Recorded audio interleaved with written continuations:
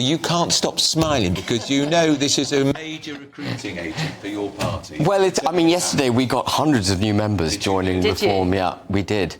Coming, in droves. It was remarkable. I mean, yesterday was a politically charged mega day, wasn't it? From the minute Suella went to then David Cameron's appointment, and then that dog, a bone to a dog, if you like, appointing Esther, who has oodles of common sense, and thankfully at least there will be her voice in Cabinet, if not as a member of Cabinet. But what a day yesterday's been. Why do you think people joined Reform yesterday? What do you offer that they feel they lost in those changes yesterday? Yeah, well, Suella Braverman, in my view, was arguably the last genuinely conservative member of Cabinet. Correct. She spoke for traditional conservative values.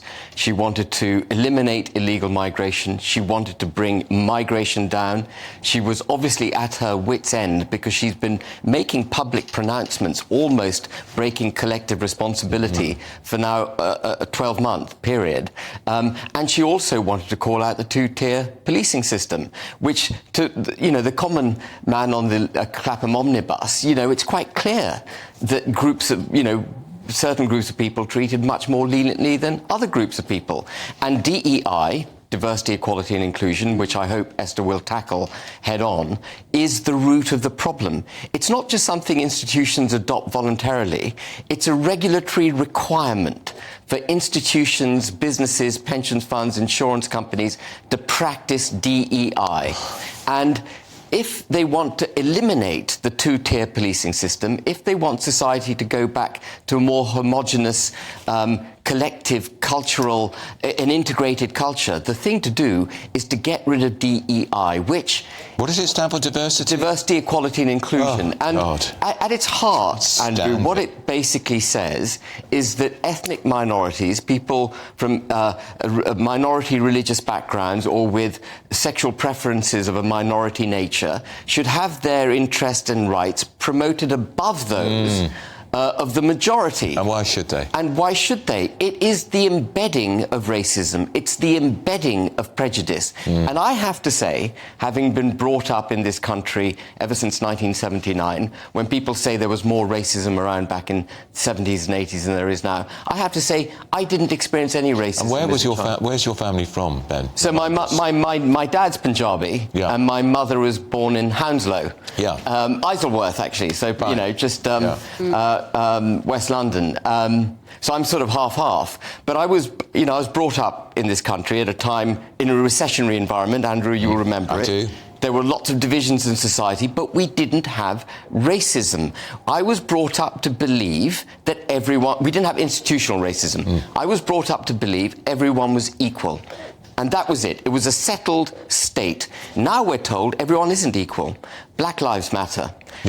Well, however which way you want to cut that, it implies white lives don't matter as much. And that can't be right. And the police taking the knee to this. And the police, the way the police policed the march and policed the so-called right-wing thugs who were kettled and prevented from being able to go to the cenotaph in the way that they wished to. I'm not making any excuses for violence on the streets of London. That is completely wrong.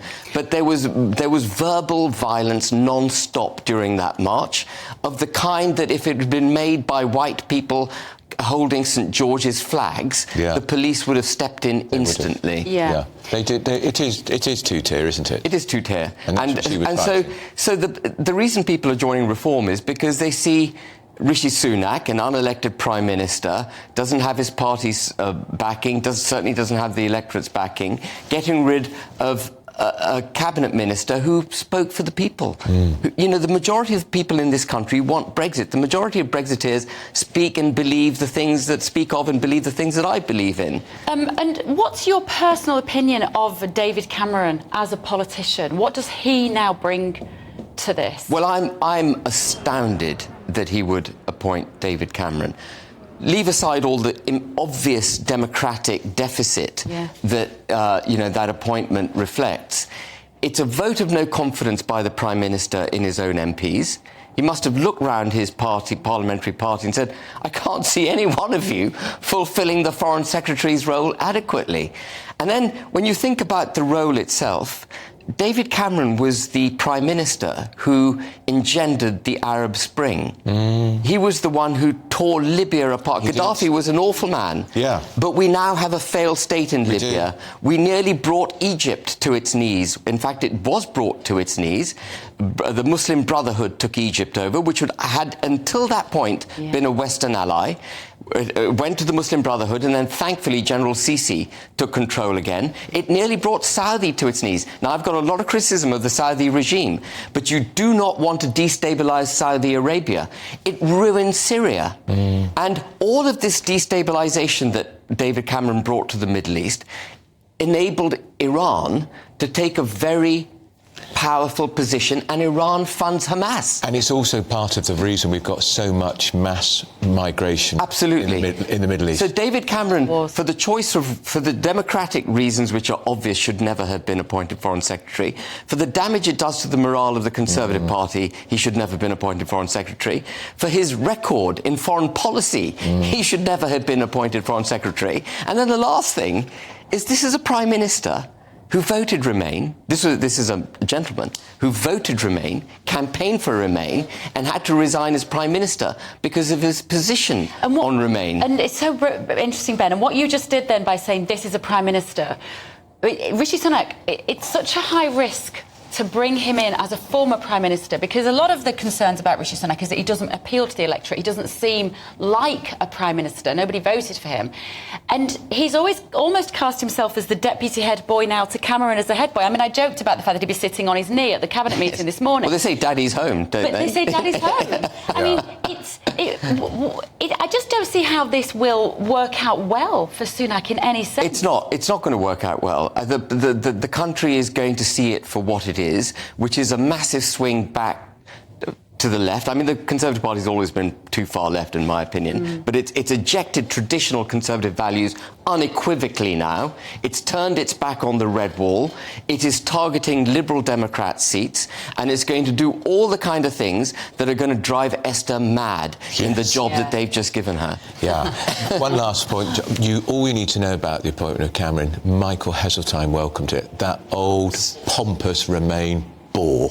Michael Heseltine says it's great that Cameron's back. And he then said, can we bring back George Osborne too? At which point, groan. Yeah. I mean, it's actually a tragedy. You know, I laugh because it's political theatre, it's political farce, but it's a tragedy for the country, the direction we're heading in. There's no vision of how this country is going to reduce migration, get rid of illegal migration, grow the economy. Two technocrats, basically, in Cameron and Sunak, and it worries me. Ben, thanks for coming in.